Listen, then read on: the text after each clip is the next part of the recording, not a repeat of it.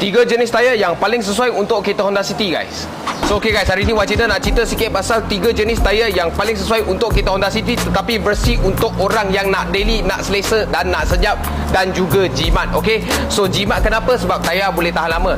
Tayar yang pertama kita nak cakap ialah tayar Toyo CR1, guys. Okay, tayar Toyo CR1 ini dah lama dekat pasaran, korang semua pun dah tahu. Okey, kenapa dia tahan lama? Sebab tayar ini direka khas untuk tahan lama sikit dengan juga penggunaan yang selesa dan senyap. Kita boleh nampak bunga dia yang halus ini, memang dah tahu dia sangat senyap.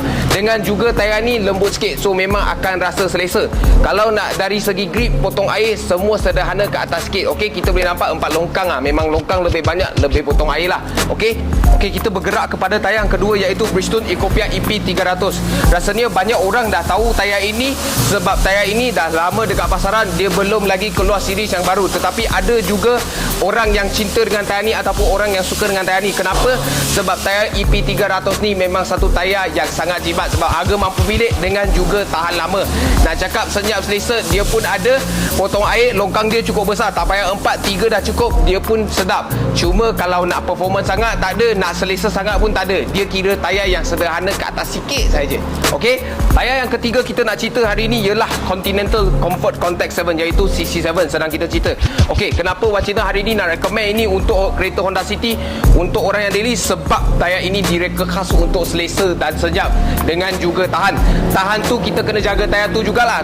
Kalau tak, nanti tayar apa pun jadi habis cepat juga. Okey, so kita boleh nampak bunga dia yang halus-halus, nampak dekat sini kan, dengan juga yang bintik-bintik yang kecil sini, lubang dia kan. Ini memang semua direka khas untuk senyap. Kalau tak senyap tayar ni, Wak Cina tak tahulah apa tayar yang senyap lagi. Okey, so 3 longkang yang besar, potong air memang sedap. Okey, selesa sebab apa? Sangat lembut tayar ni. Okey, harga dia mungkin tinggi sikit daripada yang 2 tayar ni, tetapi tak beza banyak mana pun. So inilah 3 tayar yang Wak Cina nak recommend hari ini untuk kereta Honda City. Kita boleh nampak saiz dia pun 16, sebab original City kebanyakan pun dah 16 inci. 185, 55, 16 ataupun 195, 50, 16 lah. So kalau korang suka video kali ni, tolong like, share dan komen dekat bawah apa yang korang nak tengok seterusnya. Lain kali pilih tayar City, kalau nak selesa senyap, bolehlah pilih 3 tayar ni. Okay, macam biasa, cari rim, cari Wan Cina. Thank you guys.